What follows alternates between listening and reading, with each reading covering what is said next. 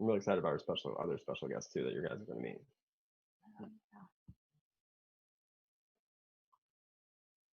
Welcome. I'm Frank Gruber. And I'm Jen Consalvo, and we are the co-CEOs of Established.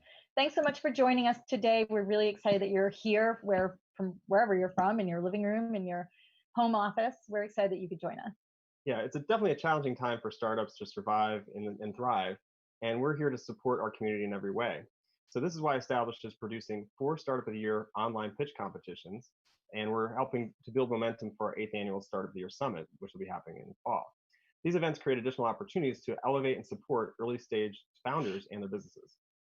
So this is our 3rd live event since March, and we have a few more on the calendar. So make sure to save the dates. Hopefully you're seeing them on the slide somewhere. Put them in your calendar, come learn about some incredible companies and cheer them on.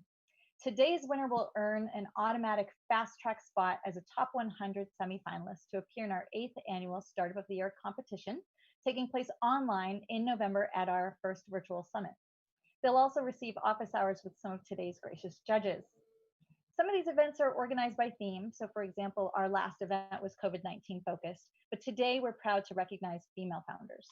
Yes, women founded companies are our focus today, especially first-time founders. We have, first-time founders in general have been grossly overlooked by venture capitalist funding. And obviously with the current pandemic and climate out there, it's definitely a concern that female founders are going to continue to be have bigger hurdles to overcome when it comes to venture capitalist groups, because they're a little bit more risk averse. Right. We don't know what's going to happen exactly. So, overall venture capital investment in all female founded teams hit 3.3 billion in 2019. So that was actually a pretty big record. So it represents 2.8% of capital invested across the entire US startup ecosystem this year, according to the latest data in PitchBook. So that's great, but let's look at the bigger picture here. So women make up more than half of the highly skilled creative class. They comprise about a third of business owners, and they make up 30% of all high-tech employment. And 50% of our screen. Right here. 50% of the population too. And it's estimated that about 20 to 30% of all startups are founded by women. Yet, all male teams still raised more than 85% of all US venture capital dollars in 2019. And all women-led teams raised less than 3%. Right. Decision makers at the VC firms are still more than 90% male. So until we see parity, we need to create opportunities like this for these incredible businesses that are essential to our economy. So it's part of our role to help this help shift the trend line in our industry. So cheers to all of you for being here today and helping to support these companies. Yes, this is why we're here today. We're really excited about it, and thank you all for joining again. We want to help startups build the bridges to be successful and help them really thrive and create the connections to make that possible. So we're giving startups a place to share their work, and at the same time providing a place for them to engage with the industry experts that we brought together and help them guide them to further grow their businesses. So from an investment standpoint, again, we don't know exactly what will happen, but we hear that some investment may be slowing down, at least for a while, becoming a little bit more risk averse as they try to understand the climate. But we're proud to push forward. So we have Established Ventures, and we have an opportunity to make several investments in startups that are part of our Startup of the Year community. And in fact, 2 out of 3 of this year's investments so far have been in women-led companies. Yes, we're taking a look at a lot of companies right now. We're very excited at the opportunity to throw a little money in to help support them. Yep. All right, so before we jump into the competition, before we go any further, I want to let everyone out there that's on the interwebs watching along, following along, have a chance to vote as well for their favorite startup. So if you're on the internet and you want to open up another browser, you can check out the People's Choice Award poll, which is out there at soty.link/People's Choice. It should be in the chat as well as probably floating around us somewhere on our screen. And you get a chance to vote for your favorite company. The winner will actually be announced at the end of the event, and they'll receive a silver microphone trophy to cherish and put in their trophy case. I have a huge trophy case. Personally, I don't know about you. Of course, yes. So we do respect everyone's time and are eager to get started. But first, we want to give you a high-level overview of Startup of the Year and establish the company that produces it. So we're a consultancy that helps organizations with their innovation strategies. So for example, we work with large organizations such as Newstar, NASA, AFWorks, and many others, banks, airlines, to connect them with innovators and rising young companies within specific verticals. If you want to learn more, let's talk. Call your hand. Call my hand. Yes. All right. Start of the Year is established, most well-known program. We've been running it for quite some time. It's a competition, but as you know, but it's also a resource and a platform for meaningful connections. So as Jen mentioned, our 2020 competition will culminate in the late fall. It'll be our 8th annual summit, and 100 startups will actually be semifinalists at that event, and we'll be hosting it virtually. And the grand title they'll all be competing for is Startup of the Year, as well as $20,000 in potential investment from established ventures, as well as a plethora of other connections that'll be had. And we've had companies come through and find other investors as well as us, and really push along. And so we're excited about that coming up in the fall. Again, it'll be virtual this year, obviously. Which will be our first virtual summit. All right. So, and for even more opportunity this year, we've partnered with .us. So our URL is established.us. But we've partnered with them to honor US veteran founders through the .us Veteran Startup of the Year. So this is a category within the overall competition, and we'll award a $10,000 non-dilutive cash prize to the winner. So we're really excited about this. The link is in the chat and on the screen. Somewhere. In fact, our next virtual pitch competition on July 23rd will support the .us Veteran Startup of the Year efforts. So if you are a US veteran founder or a spouse or dependent of a US veteran, check your eligibility on our page and apply before June 25th for this extra opportunity. We're really excited about this. What is that, like a month? Yeah. Wow. It's coming up Get fast. those applications in. And .us is also providing our established and Startup of the Year community a free .us domain. So grab this offer. I have ideas. I think right now a lot of people out there have ideas, what this world needs is for all of you to bring your ideas to life. They do no good sitting on the back shelf. So grab a free domain, get your idea out there, get started. And there's a link also on the screen right now. Yes. To my, I guess that'd be my right. Hopefully. All right. So in short, the 2020 Startup of the Year application is still open, as are these fast track opportunities like I mentioned. So if you haven't already, please apply. And if you're a startup that's already applied, you don't need to apply again. You're already in the running. We got you. And we're excited to learn more about you. All right. So we support our community of entrepreneurs, investors, startups, ecosystem builders, corporate innovators, and startup enthusiasts. We also have a couple of other opportunities to connect and engage. We have our daily Deal Flow newsletter. So if you're not familiar, we put a newsletter out every weekday with a startup that's raising funding, and we try to connect them with an investor looking to invest in a company. So if you're an early stage company, it's a great opportunity to meet other investors, and we've had companies find checks from investors through that. So we're excited about that, and you can go check out more about the Daily Deal Flow newsletter, as well as our Startup of the Year podcast, which is out there where all podcasts are offered. It's a lot of fun. We produce a lot of different interviews and things, and wrap-ups. This will probably end up being a wrap-up, so you don't have to watch the whole thing, but you'll be able to get the highlights of this virtual event on our podcast. But who wouldn't want to see But yeah, right, exactly. And also, obviously, if you're here and you like clicking buttons like I do, you can go and subscribe now to our YouTube channel, which is also on the screen somewhere. And you can click that little subscribe now, and then find out about our upcoming events every time we go live, which we do quite a bit now, I feel like. Yes. All right. We're ready to get started. So first, we want to introduce our incredible panel of experts. Amazing panel of experts. Amazing panel. So excited. Yes. So first up, Jean Case. So excited to have Jean participate today. Jean is the chairman of National Geographic and the CEO of Case Impact Network. She is a businesswoman, investor, philanthropist, and impact investing pioneer who is a passionate believer in the power of business to do good and advocates for the importance of embracing a more fearless approach to innovate and bring about transformational breakthroughs. So in January 2019, Jean's first book called Be Fearless, 5 Principles for a Life of Breakthroughs and Purpose That was a little too close. Was released. Like close, but thank you. Yeah. Thank you.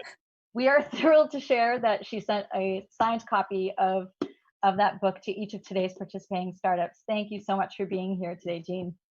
Oh man, Jen and Frank, it's a delight to be back with you guys. And I couldn't be more excited to hear from these female founders. As you know, I'm a great champion of female founders. Normally, if we're in the room together, we bring a lot of energy and clapping to give them confidence before they go on.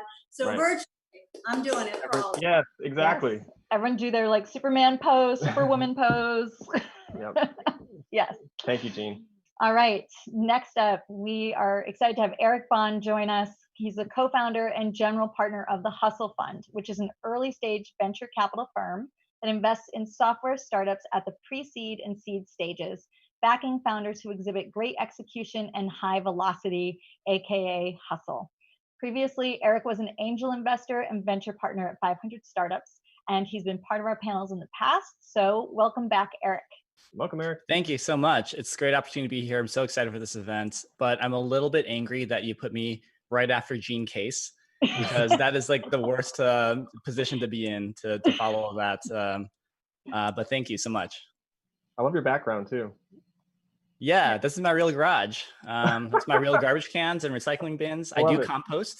Oh, I didn't even notice that was a garage door. That's cool. It looked like you're in like an Airstream or something. I don't know. It just looked like really. It's cool. Hey, we're all doing our best here through this crisis, right? We're in it Exactly. together.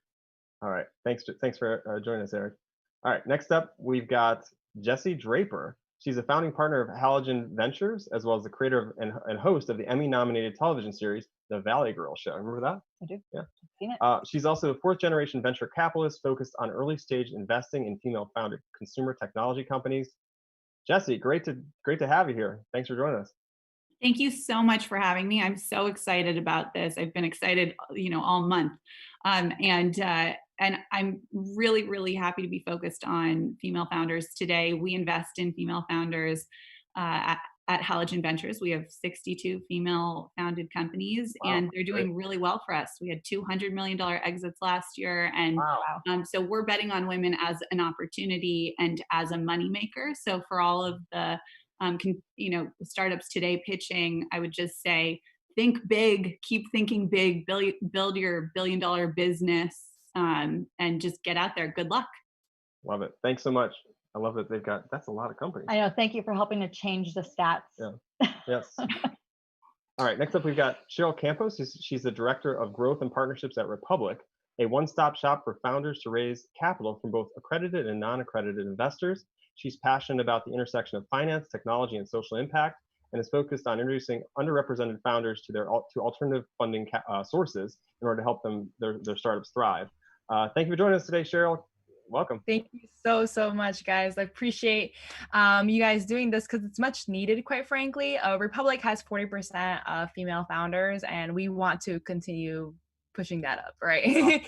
We can never have too many. And if anything, I'm just so blessed that we can continue to have everyone around the world really invest in startups they believe in, and particularly democratize access to fundraising and investing. So pleasure to be here. Awesome. Great. Thank you and welcome. All right. Last but not least, we've got Phil Nadell. He's the co-founder and managing director of Forefront Venture Partners. He's a serial entrepreneur, angel investor, published author. He frequently speaks speaks personally, but also at events. He's also the co-founder, like I mentioned, of Forefront Venture Partners, which he co-founded in 2014, was formerly Barbara Corcoran's Venture Partners of Shark Tank fame. So we're honored to have you back, Phil. Thanks so much for joining us. Great to be here. Great to be back with you all, and looking forward to meeting some of these founders. This should be another great event. Thanks for having me. Yeah, definitely. I always ask about backgrounds. It seems like what's that artwork in the background? I noticed.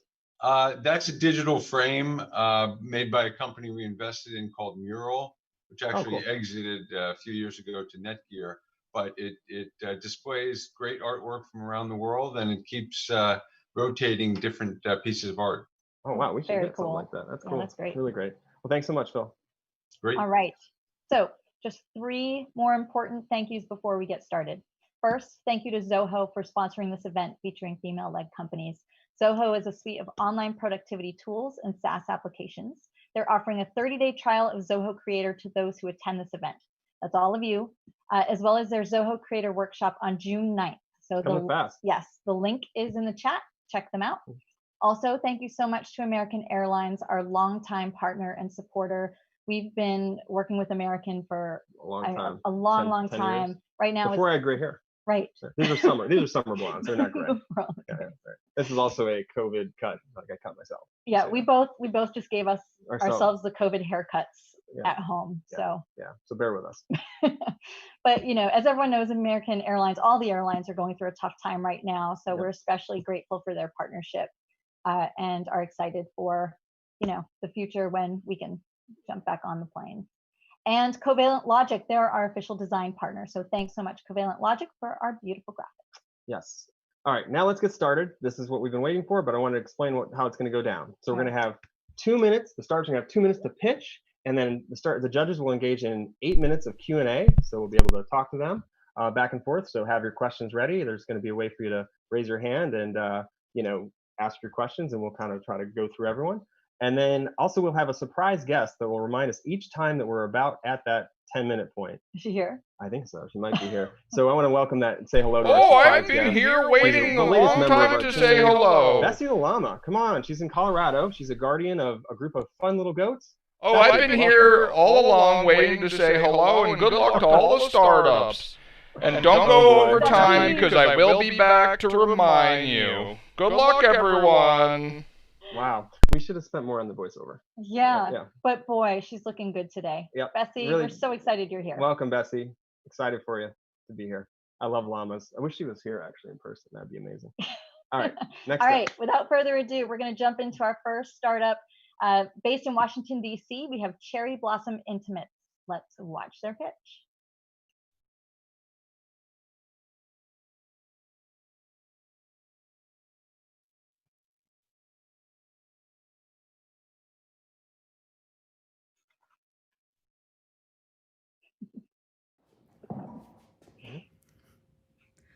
More than 3.5 million women in the United States are currently living with breast cancer. 268,000 women will be diagnosed this year alone. Do you know a breast cancer survivor? Where does she shop for bras and prosthetics? Through innovation and inclusion, I've created Cherry Blossom Intimates, a business designed to help breast cancer survivors in a new way. I found a way to house an accredited medical facility within a lingerie boutique atmosphere. We specialize in prosthetics, but what makes I us can't even hear more her. Am I the special only is our one? offering of custom breast prosthetics. Using 3D printing in the United States are currently living No, with nothing's breast coming cancer. through yet. 268,000 women will be diagnosed this year alone. Do you know a breast cancer survivor? Where does she shop for bras and prosthetics? Through innovation and inclusion, I've created Cherry Blossom Intimates, a business designed to help breast cancer survivors in a new way. I found a way to house an accredited medical facility within a Looks like lingerie we're having boutique. a little bit of technical difficulty with our volume control, which we know a lot about.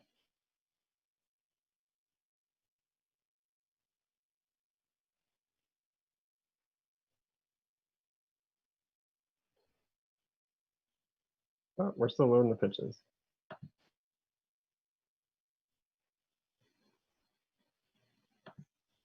All right, everyone, bear with us.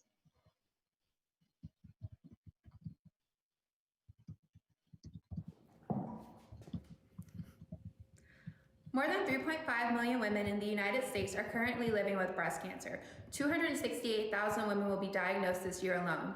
Do you know a breast cancer survivor? Move Where does over she it, shop and for then you bras see and that the prosthetics? volume is Through down. innovation and inclusion, I've created Cherry Blossom Intimates, a business designed to help breast cancer survivors in a new way. I found a way to house an accredited medical facility within a lingerie boutique atmosphere. We specialize. All right, well, we're still working Everybody, through this. Hey, we're having a little bit of technical difficulty. We'll fix it right now. Just hang tight. Yep, definitely. I think there's an advanced feature when you do your screen share that can plug into your computer audio. So when you hit share, there should be an advanced button. The speakers are also, by the way, technical support for Startup of the Year. I bet the audience didn't know that yet. Of course. Thank you. Value add.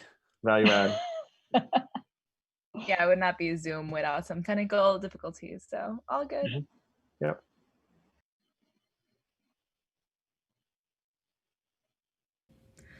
More than 3.5 million women in the United States are currently living with breast cancer. 268,000 women will be diagnosed this year alone. Do you know a breast cancer survivor? Where does she shop for bras and prosthetics? Through innovation and inclusion, I've created Cherry Blossom Intimates.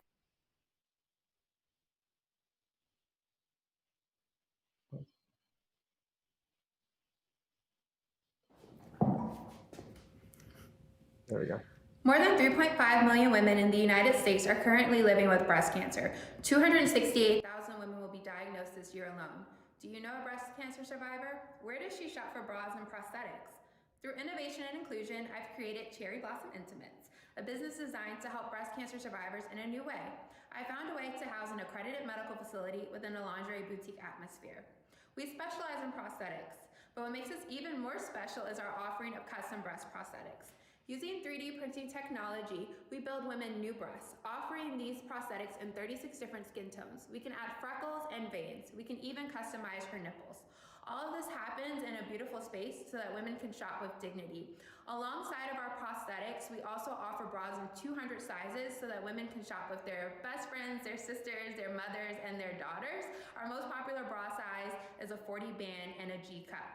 We accept all major insurance providers, including Medicare and Medicaid. Since opening about a year ago, we've helped over 3,000 patients and have done over $350,000 in sales. I've partnered with a breast surgeon who refers her patients to us, along with 18 other medical facilities that also send their patients our way. We're able to fulfill prescriptions for patients on an annual basis. I have a background in entrepreneurship and I've studied retail finance. I'm also a Forbes Under 30 list maker in the retail category and a former Miss DC USA. We pride ourselves in being a high margin, high lifetime value business as breast prosthetics are reimbursable and patients are able to fulfill their prescriptions with us each year. In the coming year, we are planning a 7-city tour where we bring these fit services to women through breast cancer survivor empowerment events. This is my life's work because I lost my grandmother to breast cancer and I remember her negative experience. Thank you so much for this opportunity and I look forward to your question.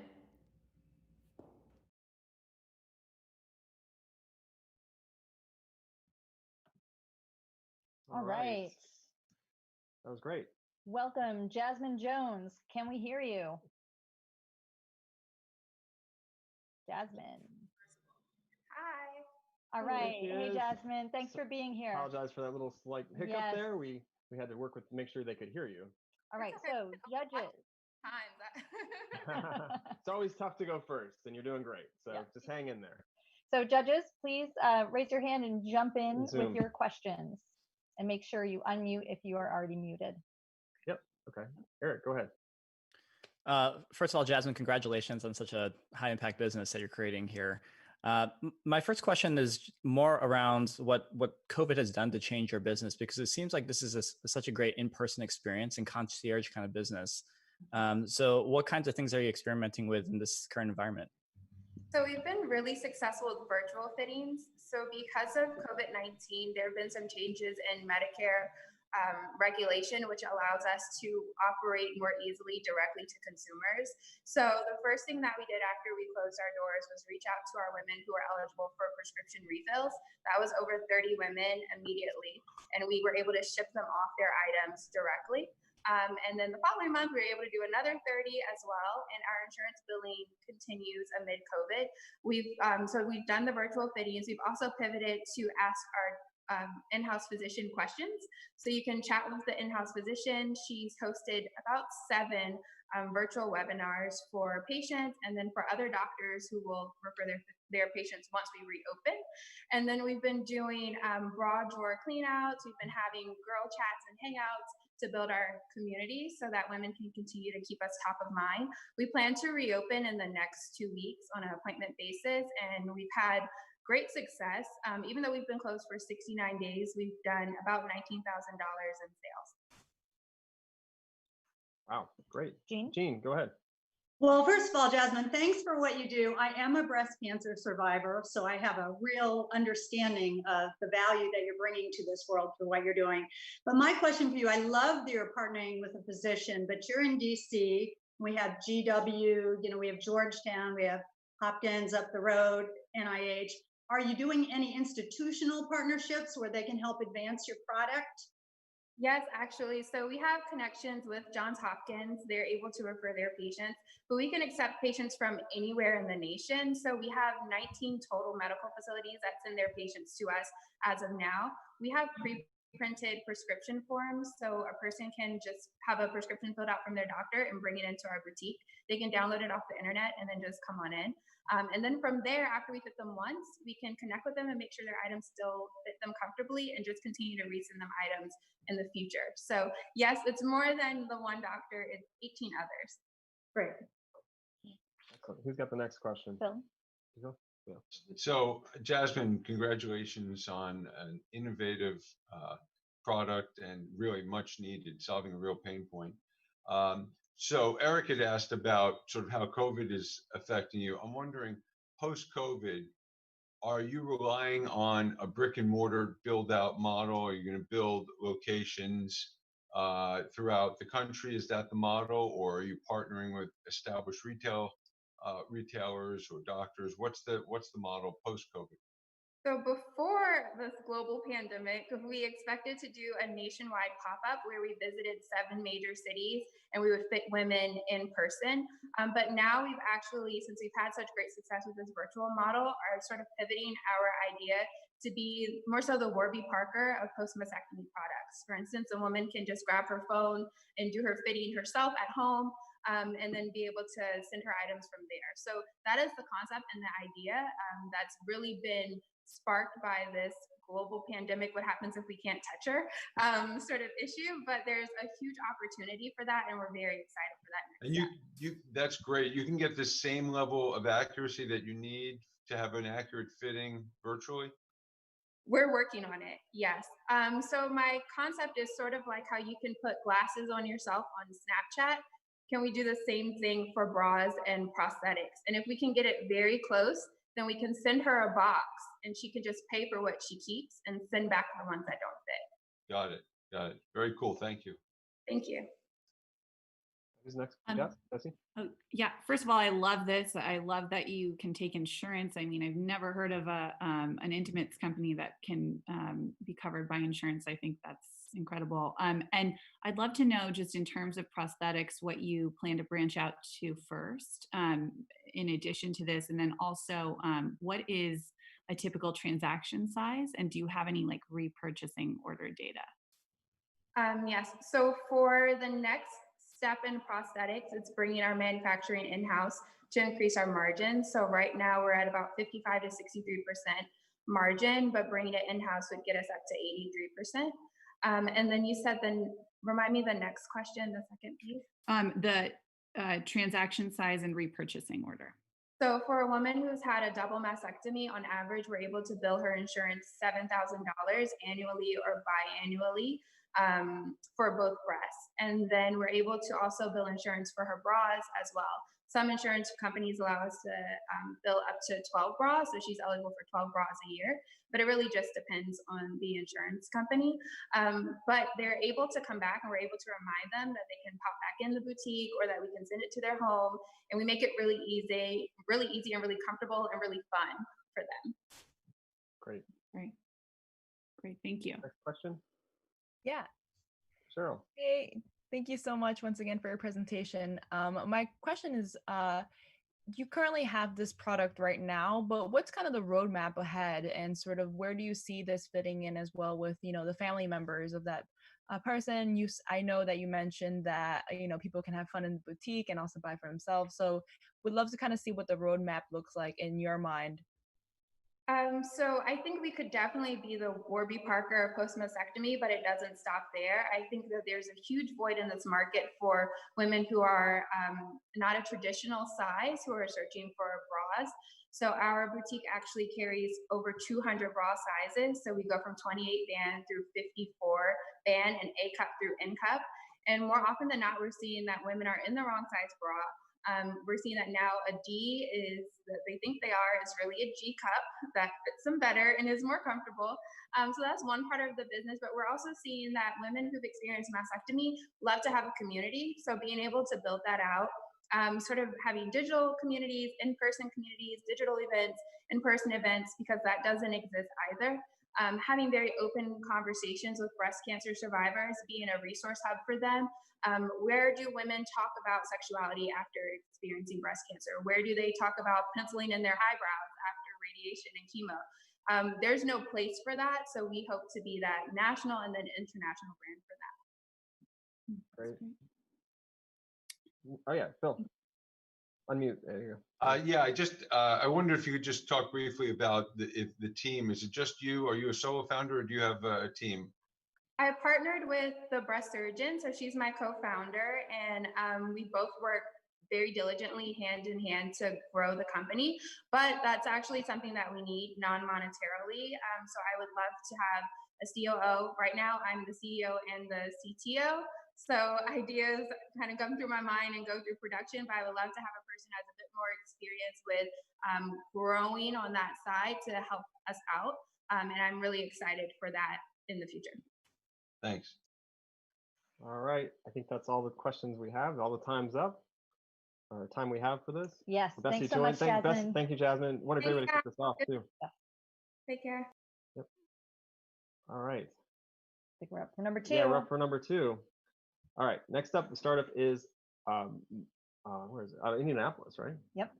Material Solutions, which we're excited to hear from them right now. Let's hear the pitch. Hopefully, y'all can hear it.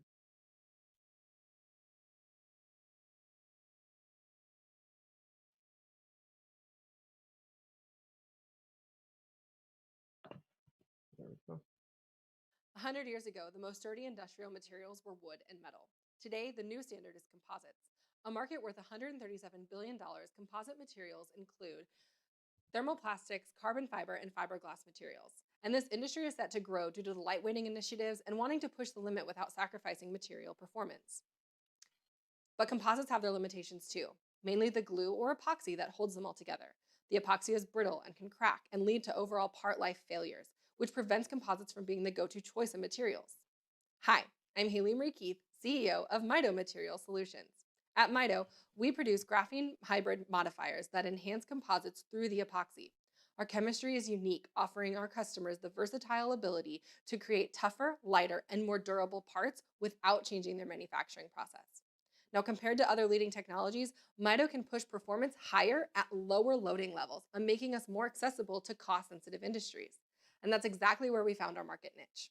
Our current pipeline has over $124 million in total opportunity, with customers spanning the transportation, marine, and recreational sectors. In fact, our first piloting customer is a semi-truck trailer manufacturer who's looking to move away from steel sandwich panels to composites.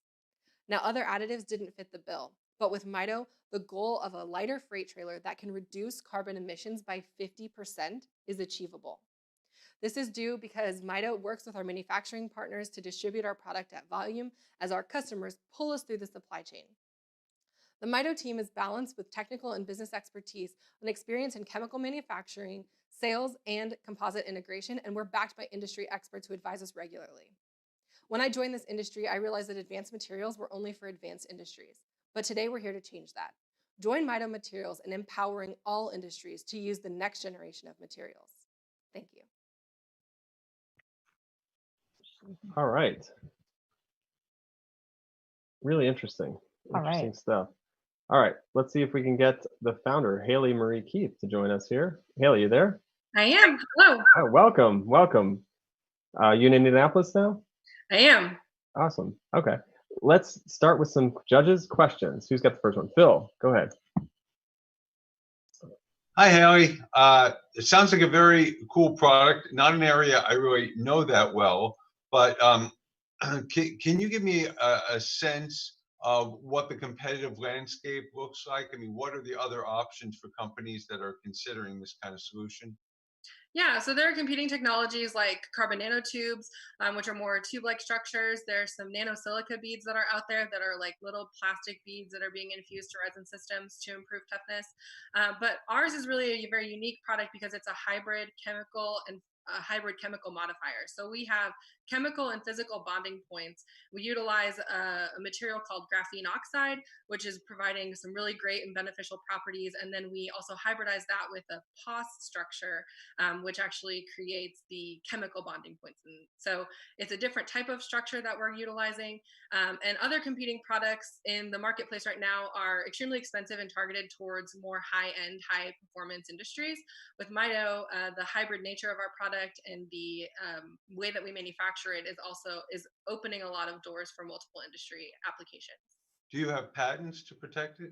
We do. We have 2 patents that we've exclusively licensed, and then we're filing additional patents as well.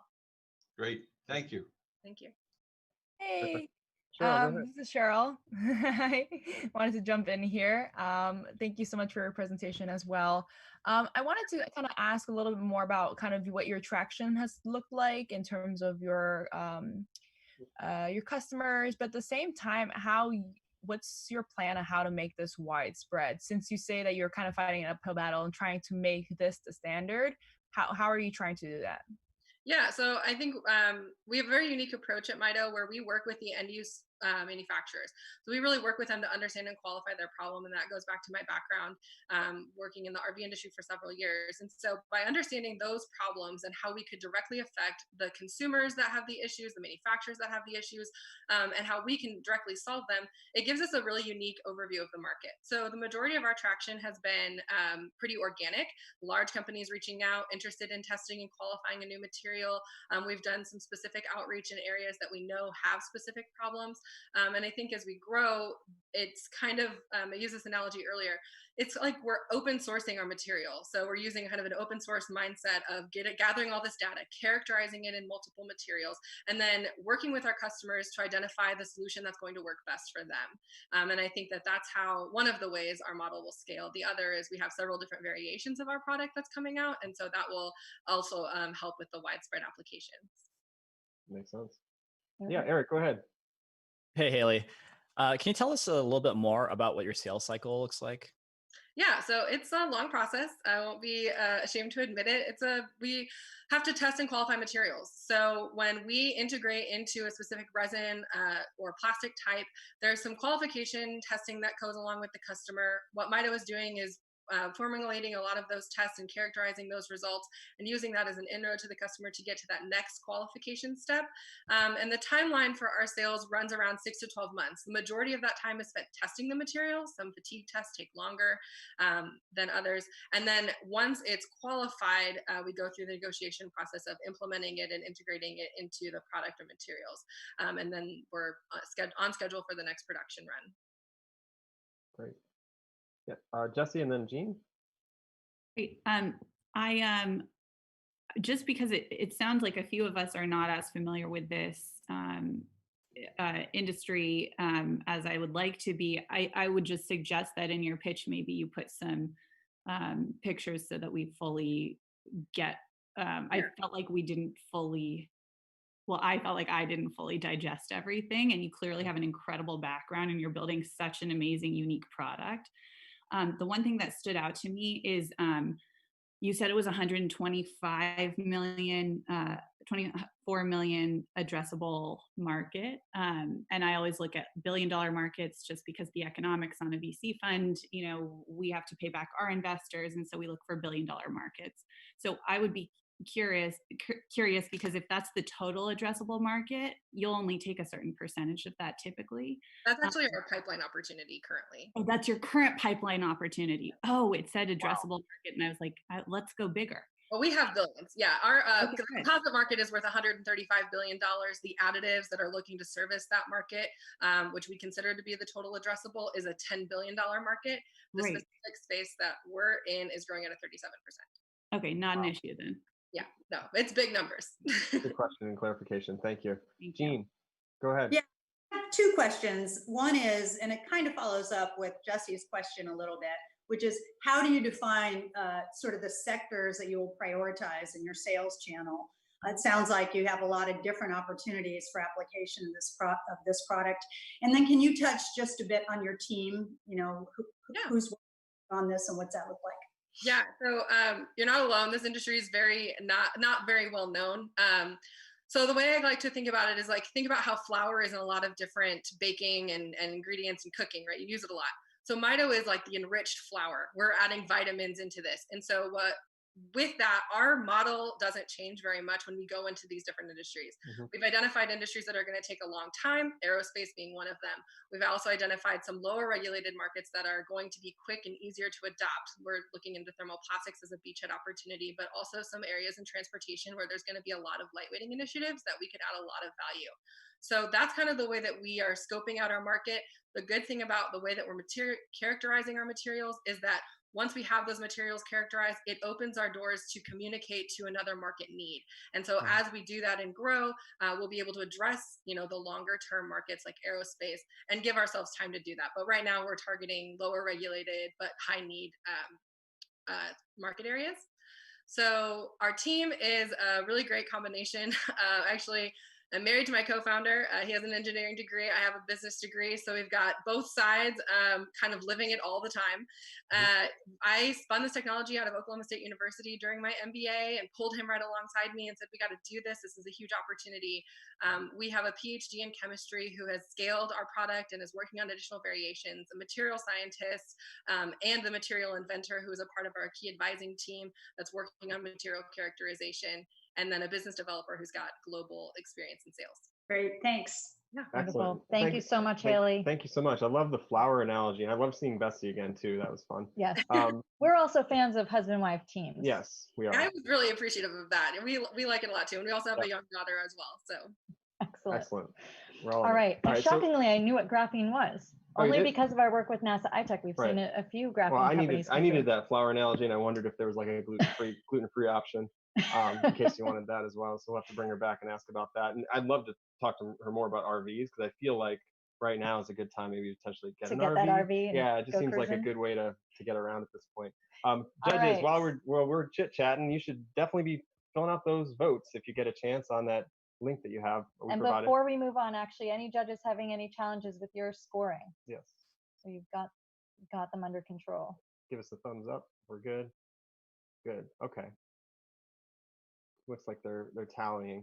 Tallying. So yeah. Anyway, going back to the RV thing, just because of the current situation, it feels like that'd be a good time. So I'd like to talk to Haley a little bit more about her experience with. This is an excuse. Frank really likes RVs. Yeah, I do. That's fun. I love RVs too, Frank. We got to talk more. Definitely. Gene, you know something about that as well. Because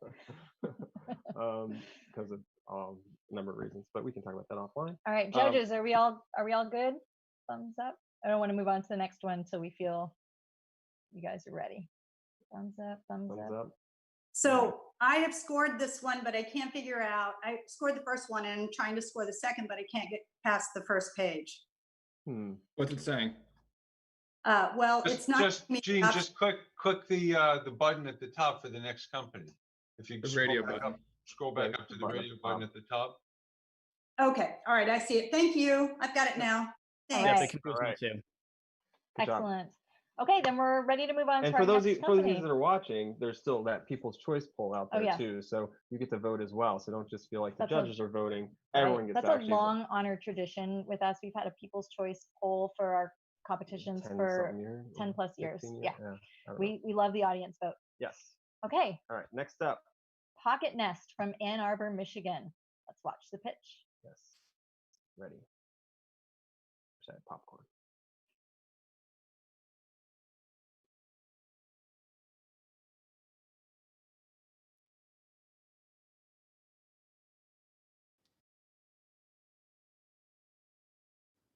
Hi, my name is Jessica Willis. I'm the founder and CEO of Pocket Nest.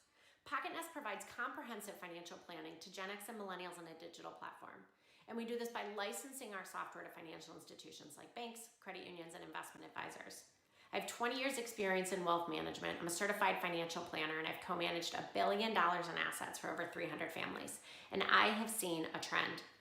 90% of millennials have gaps in their broader financial plans. And they're a generation that'll amass $46 trillion by the end of 2020. 67% of this generation are getting all of their financial advice from two non-financial sources, Facebook and Twitter. On the other side of this equation are the financial institutions who are trying to get in front of this next gen.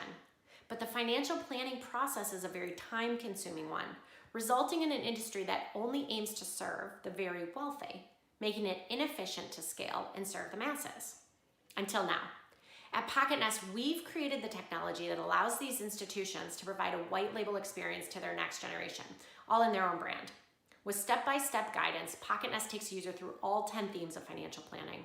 Users end up with a customized to-do list consisting of recommendations, education, and tasks. This information, in addition to all the information we learn about them, is shared digitally back to the financial institution serving them, the same institution licensing our software. Now, fintech's a credit space, we know that, but we know this industry and have yet to find a tool that's both digital and comprehensive, which is a must for any financial institution looking to serve the next gen. Making all of the financial companies out there and all of the fintech companies out there not our competition, but our customers, making PocketNest ripe for acquisition by any number of global financial companies. Now, our team of 7 launched our product in October. We've taken companies from pilot to full paying customers. We have 7 paying enterprise customers, and we've raised $700,000 of our $1 million round. We're growing at 24% month over month in total end users. Join our charge. Help us change the financial trajectory of millions of people. Thank you. All right. All right, Jessica Willis, are you with us? Waiting for Jessica to join us. She'll be here momentarily. Really interesting stuff out of Ann Arbor. I'm noticing a trend. A lot of these places are not where you'd think they'd be. Like, these companies are all over. Exactly, and that's because Startup of the Year really values companies across the entire country. Innovation can happen anywhere. Totally. All right, Jessica, you're with us. I see you. There she is. Hello there. Welcome. Great. All right, judges. Looks like let's jump in. Yep. Phil. Hey, Jessica. Very interesting.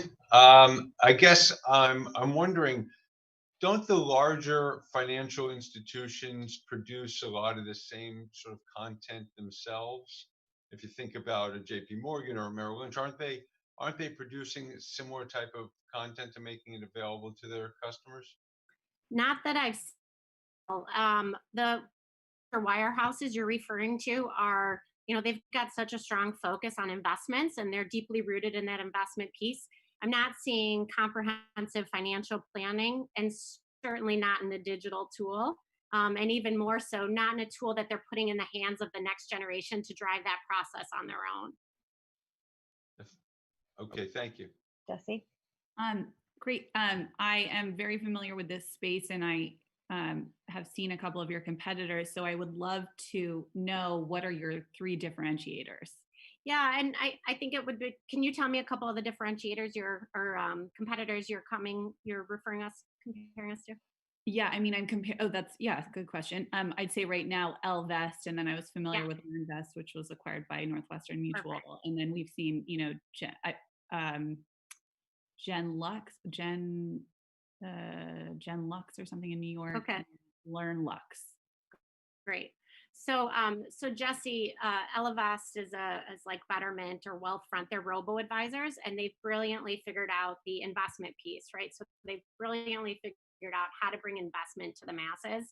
What they're not doing is, again, that comprehensive financial planning piece. So they're not saying, hey, end user, based on what we know about you, based on your tax bracket, how many kids you have, your last 3 jobs, the way you work, here's what you need to be doing from a life insurance standpoint, and proactively, here's the 529 that you should be in for your kids' college.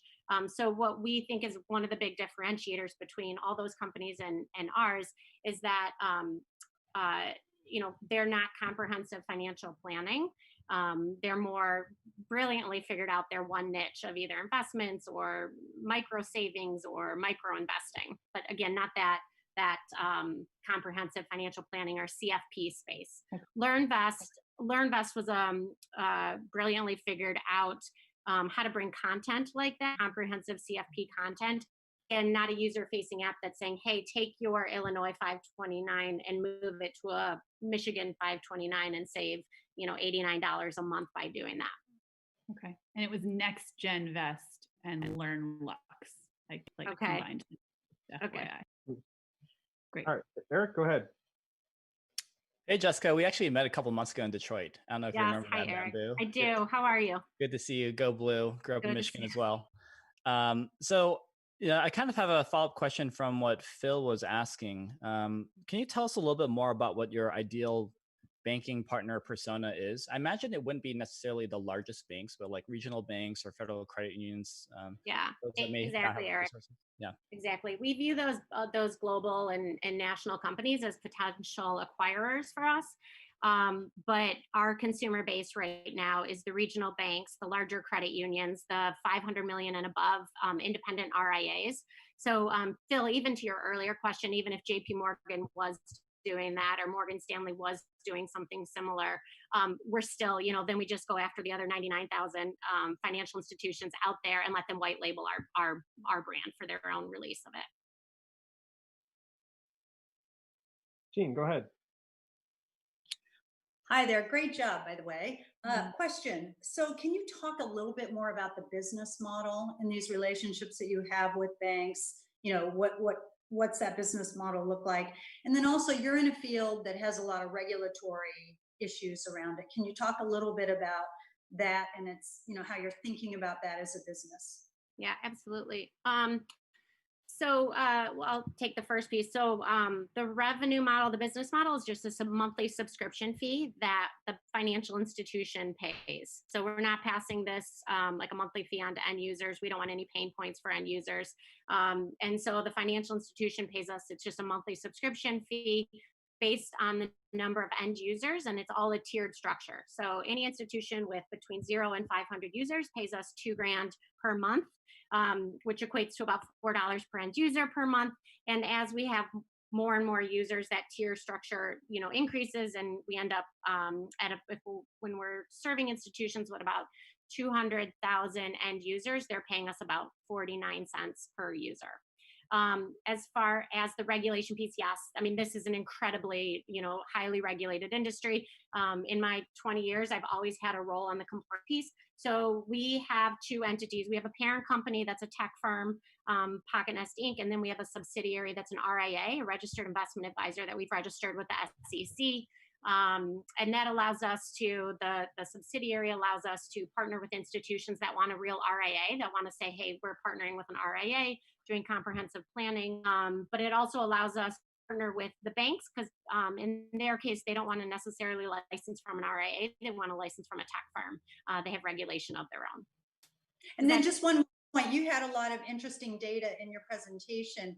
I might recommend as you think about presenting that you put some graphics and some things to really underscore some of those strong points that you had in your presentation. Okay, great. Thank you. Sorry, one more question. So I was looking at it from the consumer side, but you're clearly just straight software B2B. How long does it take you to get one of these RAs up and running, and how difficult is it to implement in terms of the technology? So Jesse, we're B2B2C. So our platform is all user facing. The B2B part is that we're bringing all that data back to the institution, back to our customers so that they can understand their customers really efficiently and scale and serve more people. The implementation piece, the white label, it takes my development team about 4 hours to create a white label version of what we have. So we built this to be able to white label over and over and over. And so from a tech standpoint, we've got a really good process there. Can I do one quick follow-up? Sure. Yes. What's your current ARR from the 7 enterprise customers? We're making about 10 grand per month. So 120,000 on current customers. We'll end the year with 100 grand in revenue, but we have 2 more customers who signed up last week to launch on June 1st and another one to launch on August 1st. So we've got 3 more customers coming in and we expect to get a couple more by the end of the year. Great. Thanks. Cheryl, you have a question? Yeah.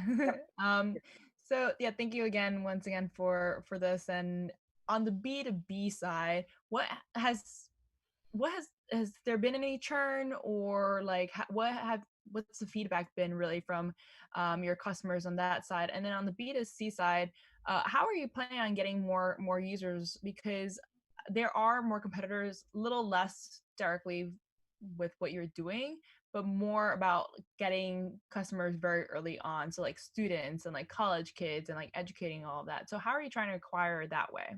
Yeah, I'm going to start with the latter question because it's front of mind. So we know we can't create the software and put it in the hands of the institutions and say, go out there, get customers. So we know it's fully our responsibility to engage with the marketing departments of those institutions to make sure that we're getting end user engagement. And so we have a war chest of marketing assets. Ashley Craven's our chief marketing officer. She spent the last creating marketing strategies, email campaigns, etc. cetera, so that we can engage that next gen. And Cheryl, to your point, yes, we are, we're trying to engage early. So what we want to see is some of these community banks create a white label platform that they put out to the local university or the local college to say, hey, we're here for you. You know, maybe we get a little bit of CRA credit that way, but we also put this out there for you to help you with comprehensive planning. And of course, the business case is that they're establishing relationships with the next gen. Churn has been fine. We haven't lost any customers. All of our institutional customers are in 12-month contracts. And if anything, the last couple months have been a now more than ever because, you know, it's our tool answer comprehensive planning for the end user, but secondly, also allows the institutions to engage over technology gen. All right. Thank you so much. Sorry, I was entertained by Bessie. I forgot to tell you, time is up. Oh, I didn't get to see the llama. Oh, yeah, she was there hanging out. I just got really was mesmerizing. Yes. Okay. All right. Thank you so much. Thanks so much. And All right. while our judges are casting their votes. Yeah, so if you are watching, we really appreciate it. And I appreciate you following along. You can also vote, just like the judges here today. You get a chance to vote for our People's Choice Award out there right now. Cast your vote. It's if you go to soty.link, LINK/People's Choice, you'll be able to find the link there. It'll take you right to the page where you'll be able to vote for your favorite. So do that right now. And then also one more note about our sponsor today. So Zoho Creator is having an event soon on June 9th. You get a chance to receive a special offer if you sign up for if you sign up to the link that we provide as well. So it's on the screen to my right. So check and that out. hopefully if you're watching, you're getting inspired. If you haven't already started a company, maybe it's something you want to do. Yes, that's part of the goal here. Yeah. And what's really great about an event like this is, you know, we have events sometimes that are very specific, right? So it might be very health and wellness focused. This is sort of all across the board, something for everyone. Yeah, and we're learning about a lot of things. a lot of things. Yes. So, all right, judges, how are we doing? Thumbs up. Thumbs up. Jesse, you good? Okay, we're gonna move on then to our fourth startup. So we've already got 3 down, 3 out of 5. So here we go. Next up, we've got Predictive Care out of Bethesda, Maryland. Let's hear their pitch.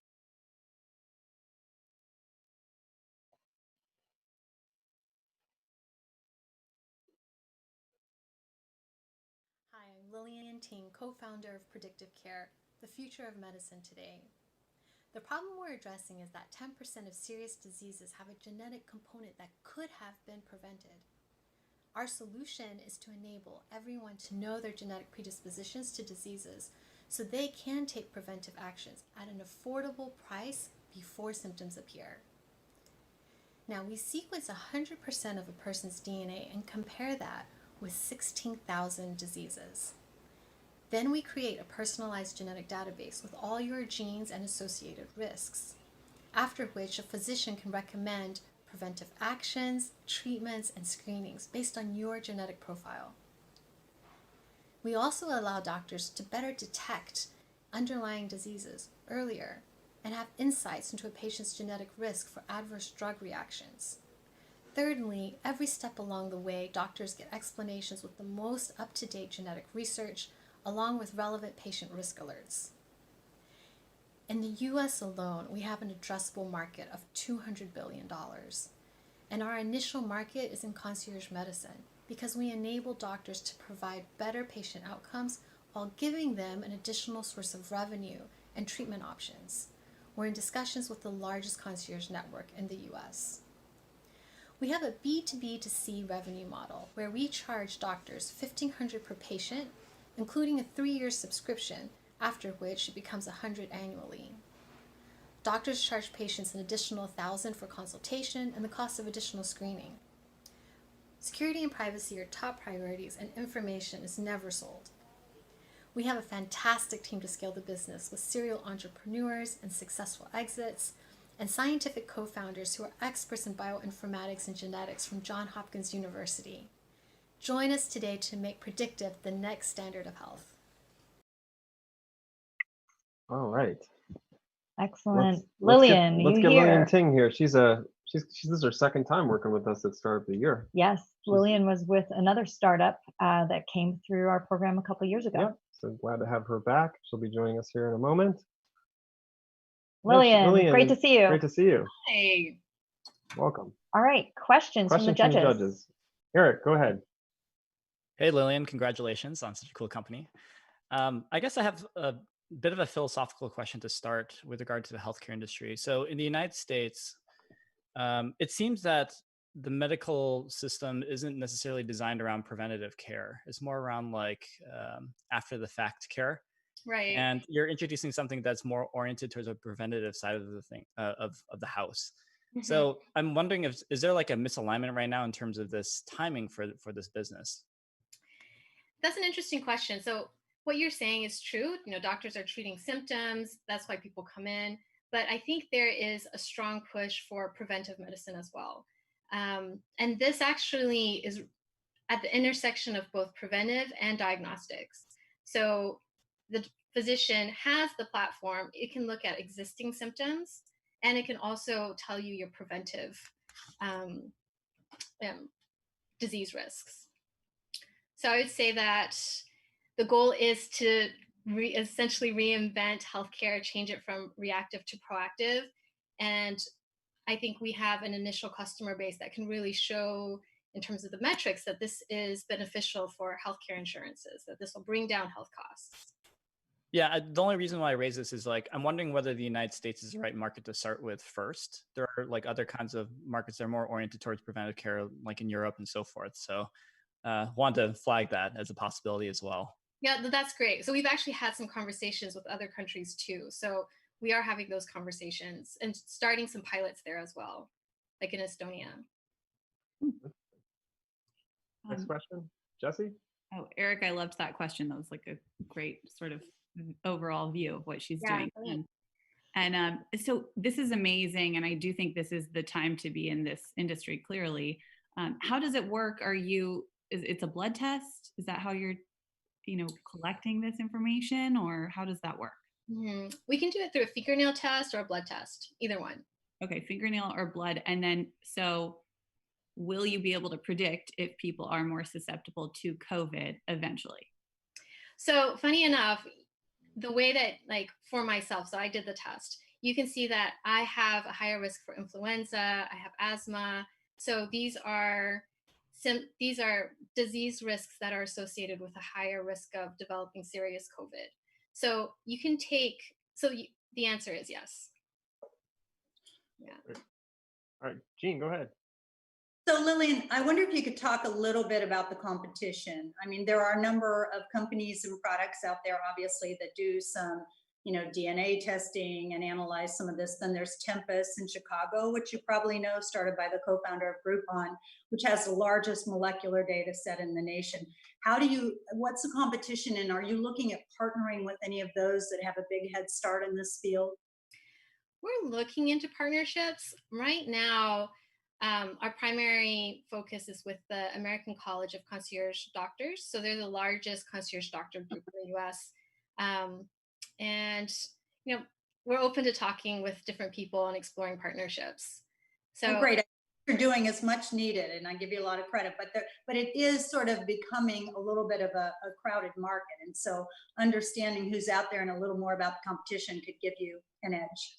Sure. Yeah. I think one of the things that makes our offering special is that you have a real-time searchable access to any of your genes, any of the conditions, over 16,000 different diseases.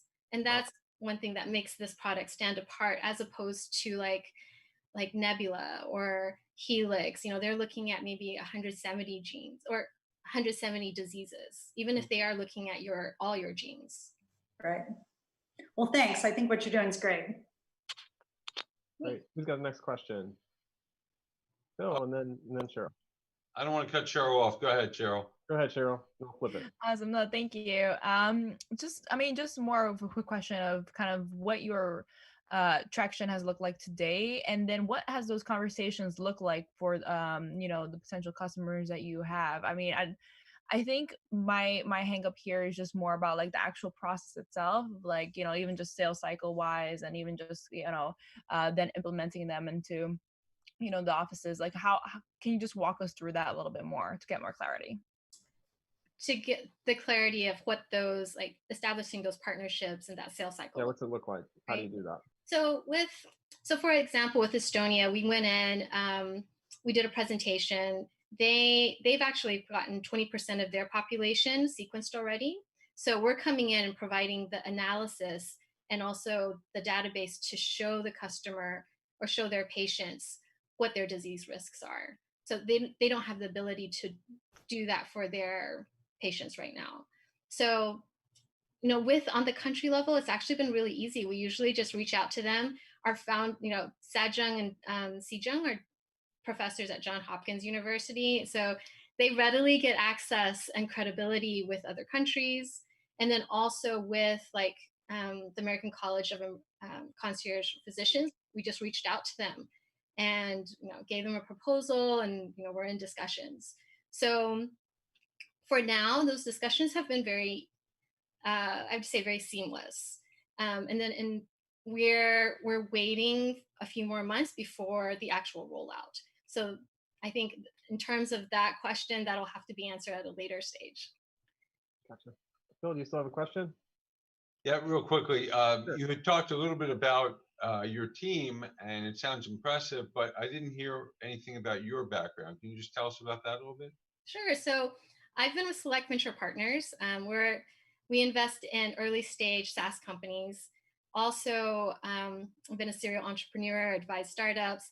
And then Alex Rushgood, he has been a serial entrepreneur as well, director of a couple of accelerators, also had an exit, and founded and exited within 2 years. So we have a strong combination of the science, medical, and entrepreneurial experience. All right. Any other questions? All right. All right, well, thank you. No, Betsy, thank you. Thank you, Lillian. Very succinct. Thank you so much. All right, judges, get a chance to cast your votes right now, and we'll get on to our next company here in a second. Out of my hometown, Chicago. Sweet home, Chicago. Oh, and don't forget, guys, as you are all sitting there in the audience, not only make sure you cast your vote, make sure you sign up for Zoho, and also be thinking about what could you start with a .us domain. All right, yeah, that's a great point. I've got ideas. Yeah, definitely. Oh, and by the way, ours is .us. That's right. Yes. Yes. All right. Judges, thumbs up if you're good. All right. Good. We got the thumbs up. Then we are going on to our very last company of Last today. but not least. Yes. Startup number 5 is Rethink Words from Chicago, Illinois. Let's hear their pitch.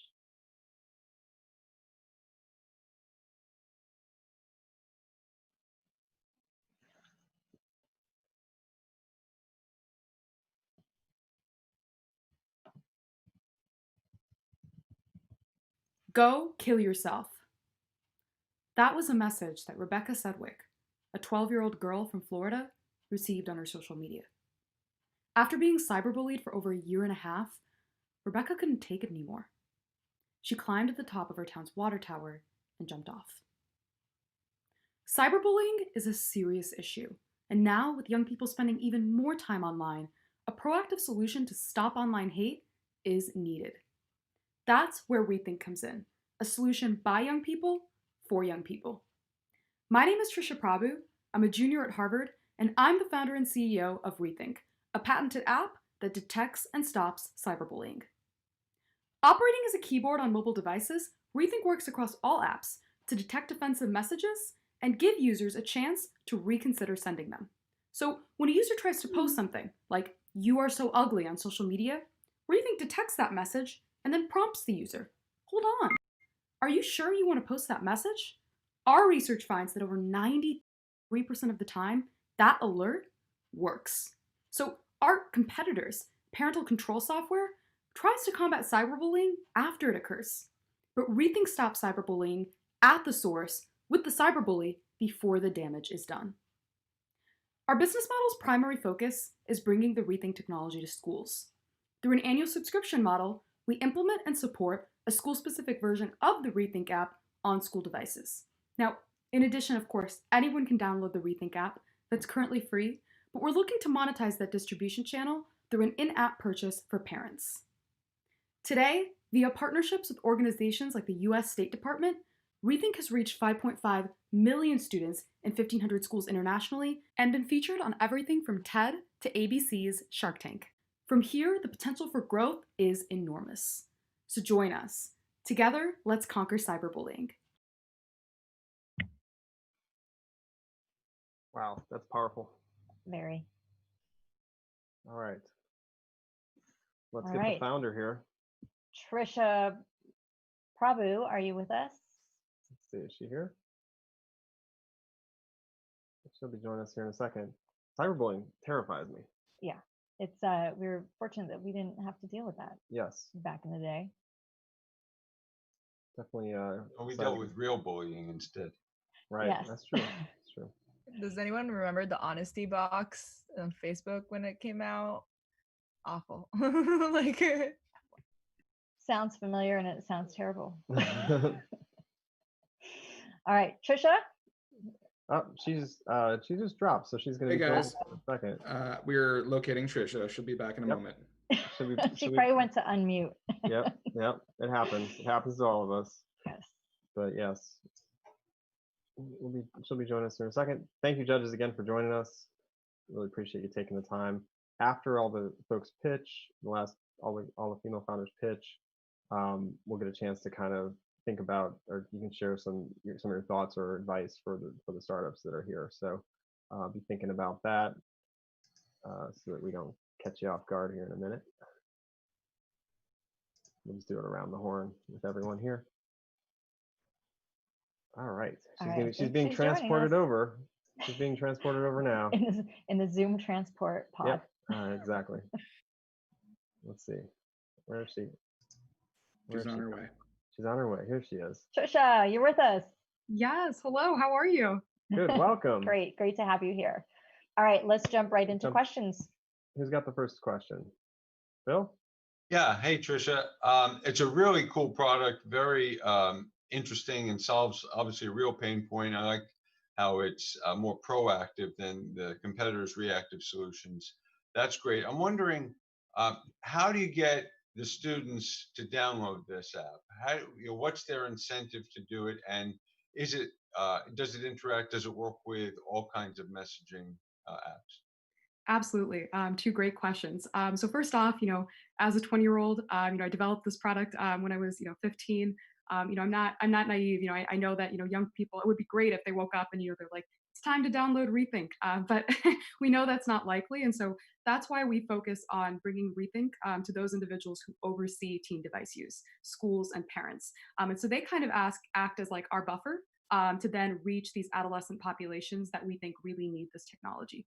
With that said, I think a lot of teens from an incentive standpoint, when they're faced with the trade-off between parental control software and Rethink, which empowers them to make the right decision instead of having a parent read their texts, they really prefer one over the other. And that's what our focus groups say. And I think too, teens just really relate to this idea of, gosh darn, why did I do that? I really regret making that decision. I think a lot of, I certainly have, in my youth made decisions where I went back, so why did I do that? And so I think teens really relate to this product and feel like it understands them. And so, we're totally conscious of that. And that's why we try to focus on schools and parents. And then as for your second question, sorry. Now I'm sorry. Would you mind repeating the second question? Now I don't remember what my second question was. It's okay. A really good question. Yeah. I apologize. That's okay. Jessica, go ahead. You talked, first of all, this is amazing. Really great technology you're building and so important.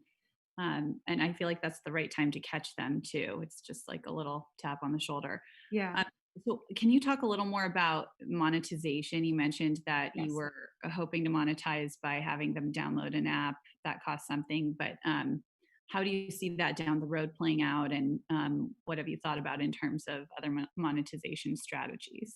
Yeah, absolutely. So we have already monetized, and our revenue model is based off of bringing the Rethink technology to schools.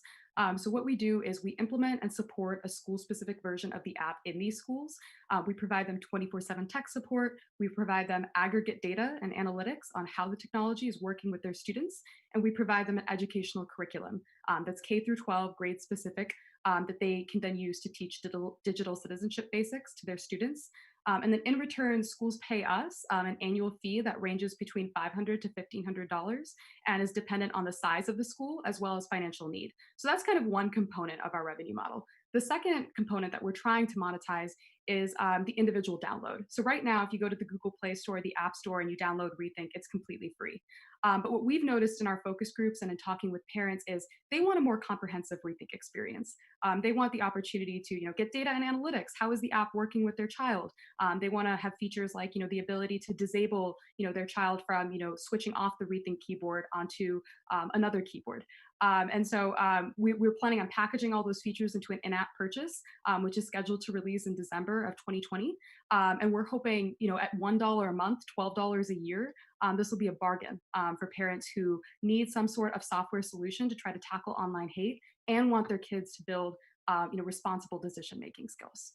And Phil, I just remembered your question. Your question was, does it work across all messages? Rethink is a keyboard, and the beauty of that solution means that Rethink works across all social media. So any type of text-based communication, messaging, Thanks. email, Facebook, Twitter, whatever it may be. Thank you. Very cool. All right, who's got the next question? Dean, go ahead. As selling into schools can be a long and laborious process, I'm just wondering, have you given thought to, or do you have any partnerships with those who already have a strong standing in the school market?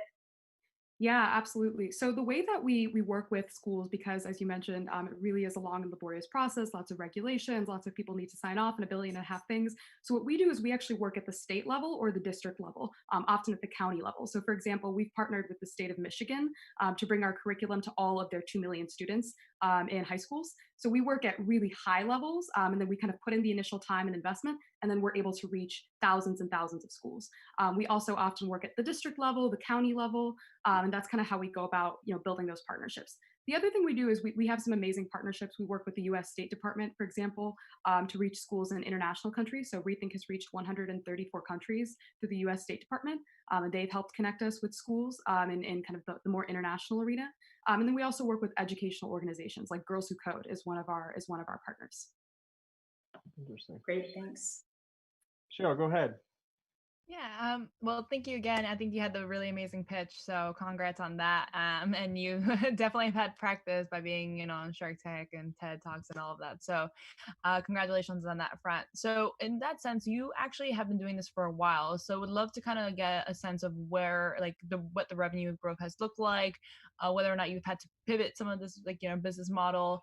I think when I first heard of it, I thought of it more as a feature. So I would love to kind of get a better sense of how you're making this more of a business that can, scale and become, a $1 billion unicorn. Yeah, absolutely. So you're right. I've been doing this for a little while. Started when I was 13, and we incorporated in 2015. So we've been incorporated for 5.5 years. We first kind of rolled out a revenue model base of Rethink in 2017. We didn't become sustainable until 2018, but last year we generated revenue in excess of $500,000, and we were able to net $300,000. So we took home a good chunk of cash. And so I think the reason for that, and kind of the way that we've been building Rethink out, the way that we pivoted, was we recognized that so what we found is there were a lot of schools who saw these new devices, these new one-to-one devices that were coming into their environments as a liability. And they were worried, if we see cyberbullying and kids, bullying each other, we're going to have issues from our perspective, from a liability perspective. And there was no software that actually scaled to the school environment. Parental control software works in the home, but it doesn't work for a school. And so schools they just really did not have anywhere to turn in terms of working with a private provider of some sort of anti-hate software, some sort of, digital citizenship software. And so that was kind of when we made that pivot, and we saw enormous success. And in the wake of COVID-19, now that educational learning is completely digital, we've seen, a huge, huge spark in it. Schools are really interested in bringing like something like this to their devices because for them, the way that they see it is, oh my gosh, this is a liability on our end if we have an incident happen. So we need to think about proactive solutions to try to tackle cyberbullying. In terms of the future, we're on track this year to reach another 750,000 students across the globe. That's 500 new schools. It's a little smaller than we wanted, but COVID-19 has obviously presented some logistical challenges to schools. And we just think from here that the next step is to take Rethink to the next level. And that's why we're excited to be pitching and hopeful that something like this will help us do that.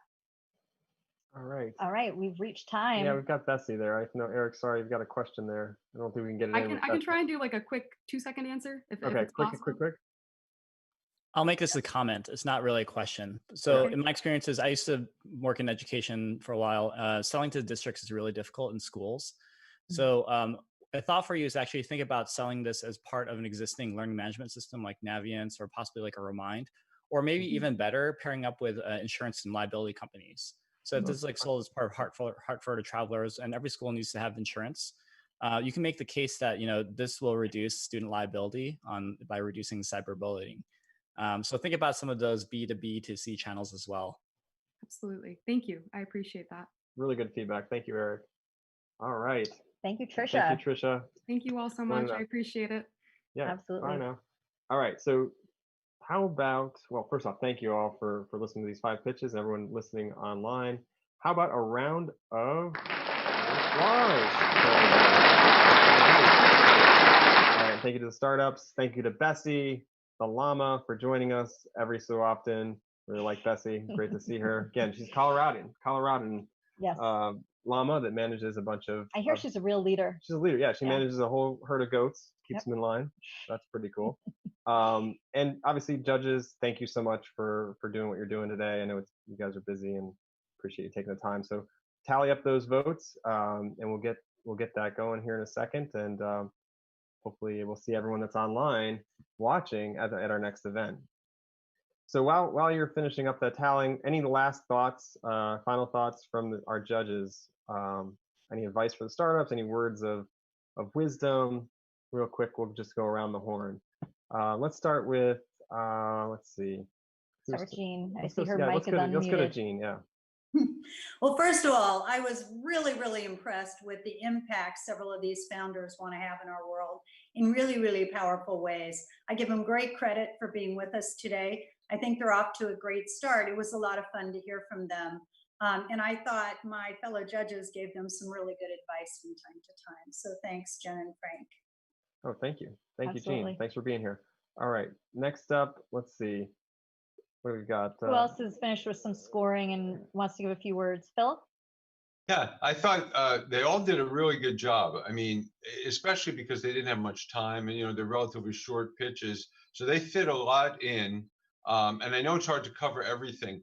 For some of the pitches, I felt like I would have wanted a little more information about the team and the founder, the presenter, about their background. I feel like that was missing a little bit on some of them. But overall, I thought they did a really good job, and some innovative, smart products too, and some really smart founders. So it was great. Thank you. Absolutely. Great. All right. Next up, how about Cheryl? Yes, thank you so much, Jen and Frank, for having us here. And I have also been so impressed by all the pitches we saw today. I think just for those, watching and kind of, if you don't have as much experience pitches, what I usually like to see, especially if you only have 2 to 3 minutes, and those that make the most impact, at least for me, is either one, start with a compelling story, just like Rethink did, or start by just staying upfront the problem and then go straight into what your company has done, right? The traction, the partnerships, all those things that can kind of give us signals so that when we later, hear the rest of it, we can kind of, instead of being like, oh wait, but is this a business, or like what's going on or like getting lost, we can say, okay, they've clearly shown they've done something right. So let's kind of like add to the argument from there on, right? And put the pieces together. And so I think that's what really makes a compelling pitch, especially when you only have so much time. And I think a lot of these pitches were fantastic in terms of how much they did communicate, to Phil's point. And so that's just kind of one thing that kind of stood out for me. But I mean, female founders just, you know, get the job done. And so I'm really excited for the promise that all of these have. Thank you, Cheryl. And that's a great point and a great, actually, it's a baseball analogy you just created in my head, which is just literally come out hitting singles and just score some runs and get on the board, you know, versus like waiting for everyone to get on and then hit the grand slam, because that could take a while to set up and may not happen. So I knew we couldn't go 2 hours without a baseball analogy. I'm missing baseball right now, so I had to get that in. Thank you so much. All right, so Eric, you're next, and then we'll go to Jesse. Yeah, thank you again, Jen and Frank, for setting up this opportunity, and for the co-judges here. Really great to do this with you. Great questions today. And of course, big thank you to the founders that spoke. So I'd say that on top of all the feedback related to pitches, I generally think that for these kind of quick sessions, to try hitting 5 pillars: team, problem, solution, market, and traction. That's team, problem, solution, market, and traction. I'll just repeat that again. And that should cover most of your bases, I think. So if you think about your own elevator pitches, you're crafting that after this event, that might be just a good litmus test to check your pitch to make sure that you're covering that. And that's all I had to say. That's great. No, that's great feedback. I mean, we're hearing a lot of great feedback. Thank you, judges, for sharing this. And I think it's gonna be super helpful for anybody that's following along, that's got a company and has to go out and pitch. So thank you. Everyone should have written that down the last few. It's recorded. Oh, good. You can watch it. Yeah, that's great. All right. We're live. Jesse. All right, Jesse, go ahead. I think all of the, first of all, thank you so much for having me again, and all of the judges. It's been so great working with you here. Yeah, no, everyone kind of took what I was going to say in terms of what you put in the pitches, as far as, you know, it's like market size, revenue. I did want to see a lot more numbers also. I think that those are something you can grab onto. And then at least in my little like diligence checklist, I can sort of be like, okay, check they're producing revenue. Okay, check this is the market size. That's very helpful. And so Eric's list is like perfect. Then also, I've learned even in my own pitches that just people are much more visual. And if you are in a complicated industry, first of all, they blew me away with how diverse these industries were. You know, we saw a little of everything today, and that was really fun. But if you are in a more complex industry, I think it is important to make sure that you show some interesting visuals that explain very, you know, in layman's terms, what you're doing and how you're solving the problem and how it's different, because investing in early stage startups means you're investing in the billion-dollar businesses of the future. And so often these ideas have never been seen before, and you're doing something unique and new and exciting. And you may be the first person telling these investors about this idea ever. So just break it down. You live and breathe it every day, but no one else does. So I think the simpler, the better. Educate. I love it. That's a great point. We're not all bakers of, what was it? Graphene. Graphene, yeah. Yes. All right. Thank you all so much. Great advice. Thank you, judges, for joining us. Please hang with us here. We're gonna announce the winner here, but thank you to everyone joining us online today as well. We'll see you again at our June event, which is coming up. We'll announce that soon. It's basically the one that was supposed to be our South by Southwest panel. So we're actually bringing that together. So South by Southwest was canceled. We're bringing it back online, and it's actually titled Startups in Government Compatible at Last. So we'll have guests from NASA iTech, AFWERX, which is part of, or works in partnership with, or part of the US Air Force, Re3D, which is our 2019 Startup of the Year winner, as well as our very own Rich Malloy, who is our VP of Engagement. He'll be in there as well, having a great chat. So we'll be putting that out soon in June, and so please come back for that. Judges, you're all invited as well. Yes. There will be no judging at that point, unless you just want to maybe write us a note or something, or in the chat. And then obviously, Jen, go ahead. Yes, and a reminder, this is the last reminder to apply today for the 2020 Startup of the Year competition, including the .US Veteran Startup of the Year. US veteran founders apply before June 25th for a chance to participate in our next online pitch event, just like this one, on July 23rd. July 23rd. Announcement. Yes. Winners. All right. So we got our People's Choice Award winner, which everyone on the internet has been voting, and they'll obviously receive a silver microphone to put in your trophy case. And the winner just came in hot off the presses here. People's Choice winner is Cherry Blossom. Congratulations to Cherry Blossom, People's Choice Award winner, really making an impact there out of Washington, D.C. Thank you so Fantastic. much. Great pitch. All right. All right, and the winner of today's Startup of the Year virtual pitch competition, Female-led founders, female founders. female founders, who will receive a gold microphone trophy and automatically advance to the Startup of the Year Summit this fall is, let's have a drum roll. I assume it's there. The winner is Mito Materials. Out of Indianapolis. Congratulations. Yes. All right, let's hear some Rapper words from go our too. winner. Let's hear some words from our winner here. She'll be joining us in a second. Where is she? She's coming back.